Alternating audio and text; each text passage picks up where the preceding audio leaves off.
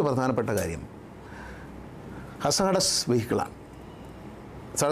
Hazardous vehicle എന്ന് പറയുമ്പോൾ നമ്മുടെ പെട്രോൾ കൊണ്ടുപോകുന്ന വണ്ടി, ഗ്യാസ് കൊണ്ടുപോകുന്ന oxygen, cooking gas, LPG gas, അങ്ങനെയുള്ള അമോണിയ ഇങ്ങനെയുള്ള ഗ്യാസുകൾ കൊണ്ടുപോകുന്ന വലിയ ടാങ്കറുകൾ. ഇത് ഓടിക്കുന്നതിന് ഡ്രൈവർക്ക് പ്രത്യേക ലൈസൻസും പരിശീലനവും വേണമെന്നാണ് നിയമത്തിൽ പറയുന്നത്.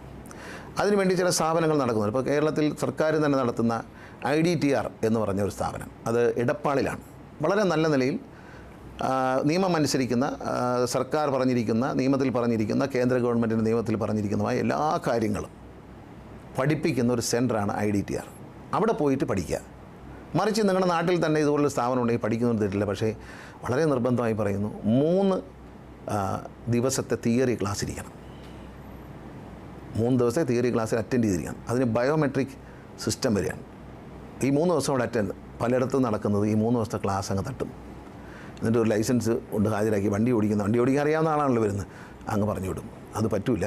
ഈ തിയറി ക്ലാസ് മാൻഡേറ്ററി ആയി നിയമത്തിൽ പറയുന്നുണ്ട്. അത് നടത്താത്തതിൻ്റെ പേരിൽ 2 കേസുകൾ, ഒരു പ്രായപൂർത്തിയായ വളരെ ചെറുപ്പമായ അവിവാഹിതയായ ഒരു കുട്ടിയടക്കം ഈ കേസിൽ പ്രതിയായിട്ടുണ്ട്. അങ്ങനെ ചെയ്താൽ ക്രിമിനൽ കേസെടുക്കും. ജാമ്യമില്ലാത്ത വകുപ്പാണ്. മുൻകൂർ ജാമ്യത്തിന് വരെ പോയാൽ കിട്ടാത്ത വകുപ്പാണ് ഈ ഹസാഡസ് വെഹിക്കിളിൻ്റെ ട്രെയിനിങ്ങിലെ കാണിക്കുന്ന കള്ളത്തരം. ഒരു ട്രെയിനറും അത് ചെയ്യരുത്. എക്സ്ക്യൂസസ് ഇല്ല. ജാമ്യം കിട്ടാൻ വകുപ്പില്ലാത്ത കേസാണ് എടുക്കുന്നത്. അതുകൊണ്ട് നിങ്ങളത് പാടില്ല. ഈ 3 ദിവസത്തെ ട്രെയിനിങ് ഉണ്ടാവണം. അത് ലൈസൻസ് എടുക്കാൻ പോകുന്നവരും മനസ്സിലാക്കുക, 3 ദിവസത്തെ ട്രെയിനിങ് വേണം. ആ കേസിൽ എടുത്തില്ലെങ്കിൽ ആ കേസിൽ നിങ്ങളും പ്രതിയാണ്. അങ്ങനെ എടുക്കാതെ നിങ്ങൾ ലൈസൻസ് ഒപ്പിച്ചു എന്ന് കണ്ടാൽ ആ ലൈസൻസ് റദ്ദാക്കും.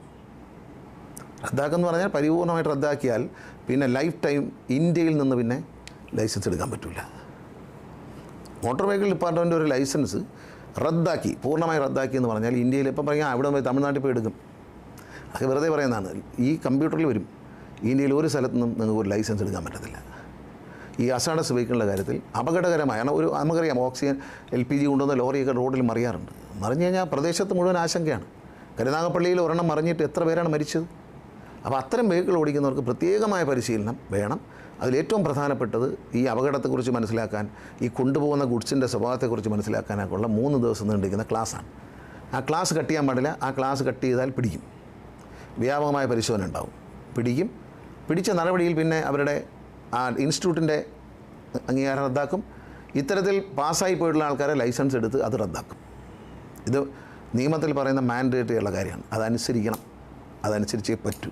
ഞാൻ ചില ഉള്ള അപകടങ്ങൾ നിങ്ങളോട് പറയുകയാണ്. വ്യാജമായി ഉണ്ടാക്കുന്നത് എന്തും നമുക്ക് ജീവിതത്തിൽ സ്വസ്ഥത തരില്ല. അതുകൊണ്ട് വ്യാജമായ ലൈസൻസ് നിസ്സാരമായി കാണുന്ന രീതിയിൽ കാണരുത്. വളരെ ഹസാഡസ് വെഹിക്കിളിൻ്റെ ഓടിപ്പെന്ന് പറയുന്നത് വളരെ പ്രധാനമാണ്. വളരെ അപകടം ഉണ്ടാക്കാൻ, ഏറ്റവും കൂടുതൽ പബ്ലിക്കിന് അപകടം ഉണ്ടാക്കാൻ സാധ്യതയുള്ള ഒരു സാധനമാണ്. ഒരു വലിയ ഒരു ഗ്യാസ് ടാങ്ക് മറിഞ്ഞു, അതിന് തീ പിടിച്ച് വല്ലതും പോകാമെന്ന് പറഞ്ഞാൽ ആ നാട് മുഴുവൻ വലിയ നാശനഷ്ടം ഉണ്ടാകും. അനേക ജീവൻ അപകടമാണ്. ഒരു കാരണവശാലും അനുവദിക്കില്ല. ആരെങ്കിലും അങ്ങനെ ചെയ്യുന്നുണ്ടെങ്കിൽ ഇന്നോടെ അങ്ങ് അവസാനിപ്പിച്ചേക്കുക. നിങ്ങളുടെ അടുത്ത് ക്ലാസ്സിനൊന്നും വരണ്ട, രാവിലെ ഒന്ന് പഞ്ച് ചെയ്തിട്ട് പോയാൽ മതി, ലൈസൻസ് തന്നേക്കാമെന്ന് ആരെങ്കിലും ആശാന്മാർ പറഞ്ഞിട്ടുണ്ടെങ്കിൽ ഒന്നറിയിച്ചാൽ മതി, അവരുടെ കാര്യം പോകും.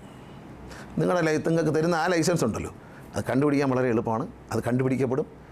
നിങ്ങൾ ഈ 3 ദിവസം ക്ലാസ്സിൽ പറഞ്ഞ കാര്യങ്ങൾ പഠിച്ചിട്ടുണ്ടോ എന്നറിയാൻ വേണ്ടി ഉദ്യോഗസ്ഥൻ നിങ്ങളുടെ അതേ ചോദ്യം ചോദിച്ചാൽ മതി. എന്തൊക്കെ പഠിപ്പിക്കണമെന്നതിൽ പറയുന്നുണ്ട്. അതേ ചോദ്യം ചോദിച്ചു കഴിഞ്ഞാൽ നിങ്ങളത് പഠിച്ചിട്ടില്ല എന്ന് മനസ്സിലാവും. അപ്പോൾ തന്നെ സാധനം റദ്ദാക്കി കൈ തരും. പിന്നെ ആവശ്യം വണ്ടി ഓടിക്കാൻ നോക്കില്ല. അതുകൊണ്ട് അതിലൊന്നും പോകരുത്. സത്യസന്ധത വെടിയണ്ട. നമ്മൾ കാണിക്കുന്ന ഇത്തരം കാര്യങ്ങൾ, നമ്മൾ കാണിക്കുന്ന ഉദാസീനതയും കള്ളത്തരങ്ങളും നമ്മൾ സമൂഹത്തിൽ നമ്മളെല്ലാവരും ചെയ്യാറുള്ളതാണ്. ചില ഒരു പ്രായത്തിലൊക്കെ ഇങ്ങനെ സൂത്രങ്ങളും കള്ളത്തരങ്ങളും നമ്മൾ കാണിക്കാറുണ്ട്. അതൊന്നും ഒരു കുറ്റമാണെന്ന് ഞാൻ പറയുന്നില്ല. അതൊക്കെ നമ്മുടെ ജീവിതത്തിൻ്റെ ഭാഗമാണ്. പക്ഷേ ഇത് നിങ്ങളെ എല്ലാ ഭാവി നശിപ്പിക്കും. ഞാനിപ്പോൾ എനിക്ക് പോകാതെ തന്നെ ഒരു ലൈസൻസ് കിട്ടി, 3 എളുപ്പ വഴികളില്ല ഒന്നിലേക്ക്.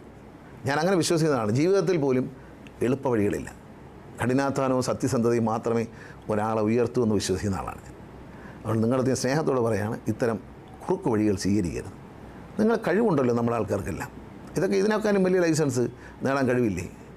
എത്ര വനിതകൾ വിമാനം പറത്താൻ ലൈസൻസ് എടുത്തിരിക്കുന്നു. ഈ അടുത്ത കാലത്ത് ഒരു അമ്മയെ കണ്ടു, TV യിൽ കണ്ടതാണ് ഞാൻ. ആ അമ്മ JCB ഓടിക്കും, ടിപ്പർ ഓടിക്കും. 70-75 വയസ്സ് കഴിഞ്ഞ ഒരു അമ്മ അതെല്ലാം ചെയ്യണമെങ്കിൽ അത്രയും കഴിവ് നമ്മുടെ ആൾക്കാർക്കുണ്ട് എന്ന് മനസ്സിലായി. ആ പ്രായത്തിലും ആ അമ്മ അത് ചെയ്യുന്നു എന്ന് പറയുന്നത് വളരെ അഭിമാനകരമായ കാര്യമാണ്. അത് കണ്ടുപിടിക്കും. എല്ലാത്തിൻ്റെയും ലൈസൻസ് ഉണ്ട്, എല്ലാം അവർ ഓടിച്ച് കാണിക്കുന്നുണ്ട്. അതാണ് അത്ഭുതം. അല്ല, എനിക്ക് എല്ലാത്തിൻ്റെയും ലൈസൻസ് ഉണ്ടെന്ന് പറഞ്ഞിട്ട് കാര്യമൊന്നുമില്ല. ആ JCBയും ഇറ്റാച്ചിയും എല്ലാം ആ അമ്മ ഓടിച്ച് കാണിക്കുന്നു.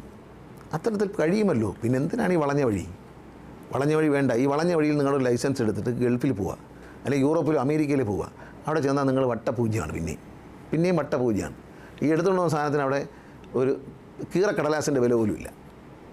ഇത് വ്യാജമായി എടുത്തുകൊണ്ടുവന്ന ലൈസൻസ്. എന്നാൽ നിങ്ങൾ നല്ലൊരു ഡ്രൈവിംഗ് പ്രാക്ടീസ് ചെയ്തിട്ട് പോയാൽ അവിടെ ചെന്ന് അതുതന്നെ ഇതിന് വിലയില്ലെങ്കിൽ അവിടുത്തെ ലൈസൻസ് ഇമ്മീഡിയറ്റ്ലി എടുക്കാം. വെറുതെ എന്തിനാണ് ഈ കള്ളത്തരം കാണിക്കുന്നത്? നമ്മളെ തന്നെ എന്തിനാണ് പറ്റിക്കുന്നതെന്ന് ഒന്ന് ചിന്തിച്ചാൽ മാത്രം മതി. സ്നേഹത്തോടെ ഞാൻ പറയുകയാണ്. അതിൽ പിണക്കം തോന്നേണ്ട കാര്യമില്ല. പറഞ്ഞ കാര്യങ്ങൾ ശ്രദ്ധയോടെ പാലിക്കണം. അത് പരമപ്രധാനമായ കാര്യം, ബഹുമാനപ്പെട്ട ഹൈക്കോടതി നിർദ്ദേശിച്ചുള്ള കാര്യങ്ങളിൽ യാതൊരു വിട്ടുവീഴ്ചയും ഡിപ്പാർട്ട്മെൻറ്റോ ഗവൺമെൻറ്റോ ചെയ്യില്ല. വളരെ സന്തോഷത്തോടെ അറിയിക്കുന്നു. കുറച്ചുപേരെങ്കിലും ഇത് കേട്ട് കാര്യങ്ങൾ മനസ്സിലാക്കും എന്ന പ്രതീക്ഷയോടെ ഞാൻ നിർത്തുന്നു. നന്ദി, നമസ്കാരം. Emerge eye and ENT hospital, private bus സ്റ്റാൻഡിന് സമീപം, ഈരാറ്റുപേട്ട. മറ്റക്കൊമ്പന ജ്വല്ലറി, PP റോഡ്, ഈരാറ്റുപേട്ട.